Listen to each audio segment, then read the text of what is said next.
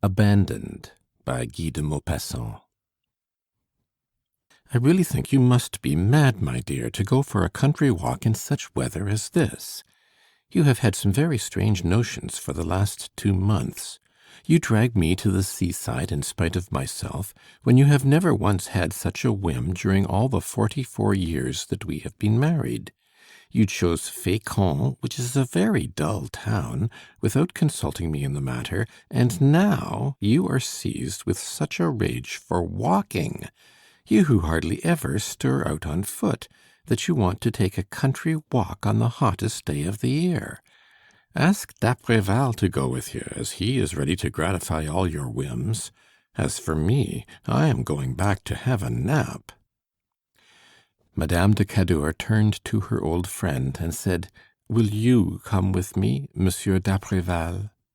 He bowed with a smile, and with all the gallantry of former years. "I will go wherever you go," he replied. "Very well, then, go and get a sunstroke," Monsieur de Cadour said, and he went back to the Hôtel des Bains to lie down for an hour or two.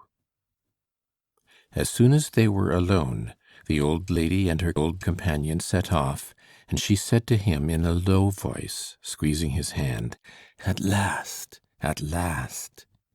"You are mad," he said in a whisper. "I assure you that you are mad. Think of the risk you are running. If that man—" She started. "Oh, Henri, do not say 'that man' when you are speaking of him." "Very well," he said abruptly. "If our son guesses anything, if he has any suspicions, he will have you, he will have us both in his power. You have got on without seeing him for the last 40 years. What is the matter with you today?" They had been going up the long street that leads from the sea to the town, and now they turned to the right, to go to Étretat. The white road stretched in front of them under a blaze of brilliant sunshine, so they went on slowly in the burning heat.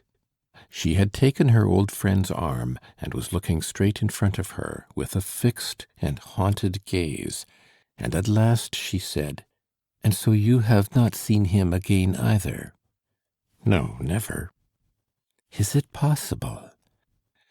"My dear friend, do not let us begin that discussion again. I have a wife and children, and you have a husband, so we both of us have much to fear from other people's opinion."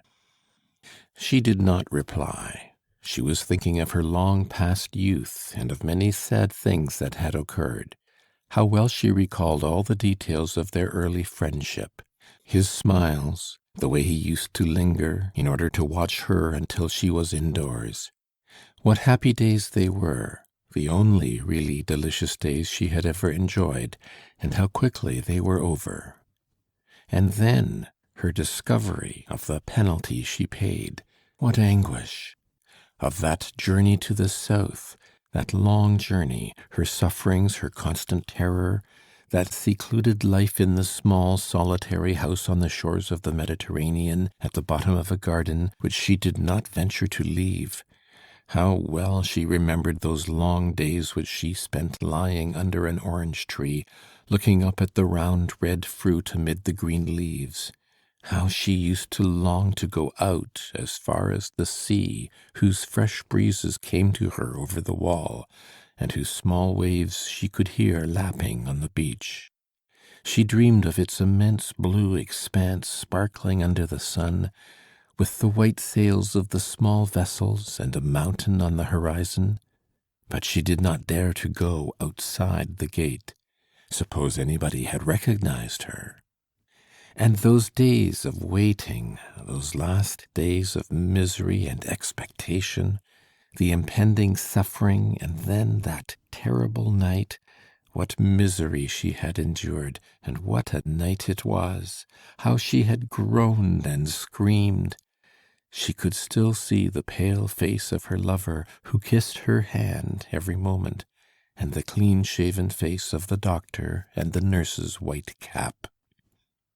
And what she felt when she heard the child's feeble cries, that wail, that first effort of a human's voice. And the next day, The next day, the only day of her life on which she had seen and kissed her son, for from that time she had never even caught a glimpse of him. And what a long, void existence hers had been since then, with the thought of that child always, always floating before her. She had never seen her son, that little creature that had been part of herself, even once since then. They had taken him from her, carried him away, and had hidden him. All she knew was that he had been brought up by some peasants in Normandy, that he had become a peasant himself, had married well, and that his father, whose name he did not know, had settled a handsome sum of money on him. How often during the last 40 years had she wished to go and see him and to embrace him! She could not imagine to herself that he had grown. She always thought of that small human atom which she had held in her arms and pressed to her bosom for a day. How often she had said to Monsieur d'Apreval, "I cannot bear it any longer. I must go and see him." But he had always stopped her and kept her from going. She would be unable to restrain and to master herself. Their son would guess it and take advantage of her, blackmail her. She would be lost. "What is he like?" she said. "I do not know. I have not seen him again either." Is it possible to have a son and not to know him, to be afraid of him and to reject him as if he were a disgrace? It is horrible. They went along the dusty road, overcome by the scorching sun, and continually ascending that interminable hill. "One might take it for a punishment," she continued. "I have never had another child, and I could no longer resist the longing to see him, which has possessed me for 40 years. You men cannot understand that. You must remember that I shall not live much longer. And suppose I should never see him, never have seen him. Is it possible? How could I wait so long? I have thought about him every day since, and what a terrible existence mine has been. I have never awakened, never, do you understand, without my first thoughts being of him, of my child. How is he? Oh, how guilty I feel toward him! Ought one to fear what the world may say in a case like this? I ought to have left everything to go after him, to bring him up and to show my love for him. I should certainly have been much happier, but I did not dare. I was a coward. How I have suffered! Oh, how those poor abandoned children must hate their mothers!" She stopped suddenly, for she was choked by her sobs. The whole valley was deserted and silent in the dazzling light and the overwhelming heat, and only the grasshoppers uttered their shrill, continuous chirp among the sparse yellow grass on both sides of the road. "Sit down a little," he said.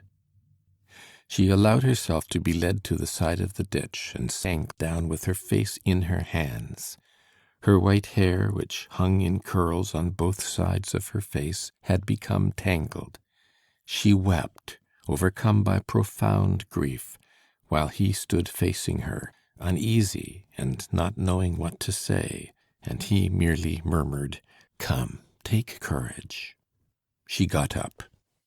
"I will," she said, and wiping her eyes, she began to walk again with the uncertain step of an elderly woman. A little farther on, the road passed beneath a clump of trees which hid a few houses, and they could distinguish the vibrating and regular blows of a blacksmith's hammer on the anvil. And presently they saw a wagon standing on the right side of the road in front of a low cottage, and 2 men shoeing a horse under a shed. Monsieur d'Apreval went up to them. "Where is Pierre Benedict's farm?" he asked. "Take the road to the left, close to the inn, and then go straight on. It is the 3rd house past Poret's. There is a small spruce fir close to the gate. You cannot make a mistake." They turned to the left. She was walking very slowly now. Her legs threatened to give way, and her heart was beating so violently that she felt as if she should suffocate, while at every step she murmured, as if in prayer, "Oh, heaven, heaven!" Monsieur d'Apreval, who was also nervous and rather pale, said to her, somewhat gruffly, "If you cannot manage to control your feelings, you will betray yourself at once. Do try and restrain yourself." "How can I?" she replied. "My child! When I think that I am going to see my child!" They were going along one of those narrow country lanes between farmyards that are concealed beneath a double row of beech trees at either side of the ditches, and suddenly they found themselves in front of a gate beside which there was a young spruce fir. "This is it," he said. She stopped suddenly and looked about her. The courtyard, which was planted with apple trees, was large and extended as far as the small thatched dwelling house. On the opposite side were the stable, the barn, the cow house, and the poultry house, while the gig, the wagon, and the manure cart were under a slated outhouse. 4 calves were grazing under the shade of the trees, and black hens were wandering all about the enclosure. All was perfectly still. The house door was open, but nobody was to be seen, and so they went in, when immediately a large black dog came out of a barrel that was standing under a pear tree, and began to bark furiously. There were 4 beehives on boards against the wall of the house. Monsieur d'Apreval stood outside and called out, "Is anybody at home?" Then a child appeared, a little girl of about 10, dressed in a chemise and a linen petticoat, with dirty bare legs and a timid and cunning look. She remained standing in the doorway, as if to prevent anyone going in. "What do you want?" she asked. "Is your father in?" "No." "Where is he?" "I don't know." "And your mother?" "Gone after the cows." "Will she be back soon?" "I don't know." Then suddenly the lady, as if she feared that her companion might force her to return, said quickly, "I shall not go without having seen him." "We will wait for him, my dear friend." As they turned away, they saw a peasant woman coming toward the house, carrying 2 tin pails which appeared to be heavy and which glistened brightly in the sunlight. She limped with her right leg, and in her brown knitted jacket, that was faded by the sun and washed out by the rain, she looked like a poor, wretched, dirty servant. "Here is mamma," the child said. When she got close to the house, she looked at the strangers angrily and suspiciously, and then she went in as if she had not seen them. She looked old and had a hard, yellow, wrinkled face, one of those wooden faces that country people so often have. Monsieur d'Apreval called her back. "I beg your pardon, madam, but we came in to know whether you could sell us 2 glasses of milk." She was grumbling when she reappeared in the door, after putting down her pails. "I don't sell milk," she replied. "We are very thirsty," he said, "and madame is very tired. Can we not get something to drink?" The peasant woman gave them an uneasy and cunning glance, and then she made up her mind. "As you are here, I will give you some," she said, going into the house, and almost immediately the child came out and brought 2 chairs, which she placed under an apple tree, and then the mother in turn brought out 2 bowls of foaming milk, which she gave to the visitors. She did not return to the house, however, but remained standing near them, as if to watch them, and to find out for what purpose they had come there. "You have come from Fécamp?" she said. "Yes," Monsieur d'Apreval replied. "We are staying at Fécamp for the summer." And then, after a short silence, he continued, "Have you any fowls you could sell us every week?" The woman hesitated for a moment, and then replied, "Yes, I think I have. I suppose you want young ones?" "Yes, of course." "What do you pay for them in the market?" D'Apreval, who had not the least idea, turned to his companion. "What are you paying for poultry in Fécamp, my dear lady?" 4 francs and 4 francs 50 centimes, she said, her eyes full of tears, while the farmer's wife, who was looking at her askance, asked in much surprise, "Is the lady ill, as she is crying?" He did not know what to say, and replied with some hesitation, "No, no, but she lost her watch as we came along, a very handsome watch, and that troubles her. If anybody should find it, please let us know." Mother Benedict did not reply, as she thought it a very equivocal sort of answer. But suddenly she exclaimed, "Oh, here is my husband!" She was the only one who had seen him as she was facing the gate. D'Apreval started, and Madame de Cadour nearly fell as she turned round suddenly on her chair.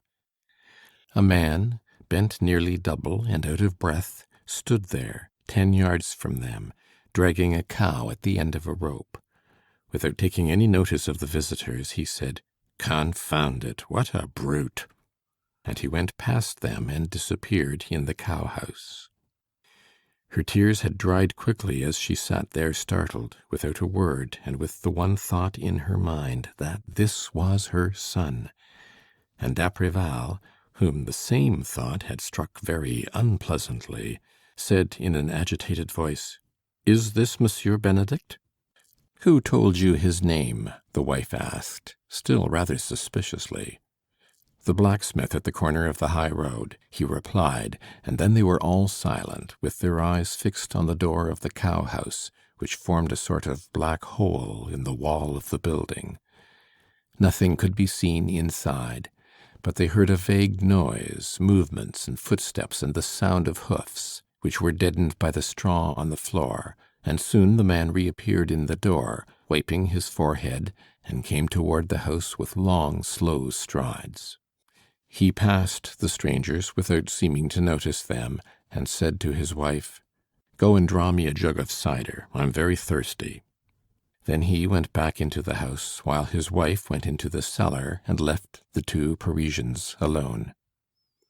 Let us go, Henri," Madame de Cadour said, nearly distracted with grief, and so d'Apreval took her by the arm, helped her to rise, and sustaining her with all his strength, for he felt that she was nearly fainting, he led her out, after throwing 5 francs on one of the chairs. As soon as they were outside the gate, she began to sob, and said, shaking with grief, "Oh, oh, is that what you have made of him?" He was very pale, and replied coldly, "I did what I could. His farm is worth 80,000 francs, and that is more than most of the sons of the middle classes have." They returned slowly, without speaking a word. She was still crying. The tears ran down her cheeks continually for a time, but by degrees they stopped, and they went back to Fécamp, where they found Monsieur de Cadour waiting dinner for them.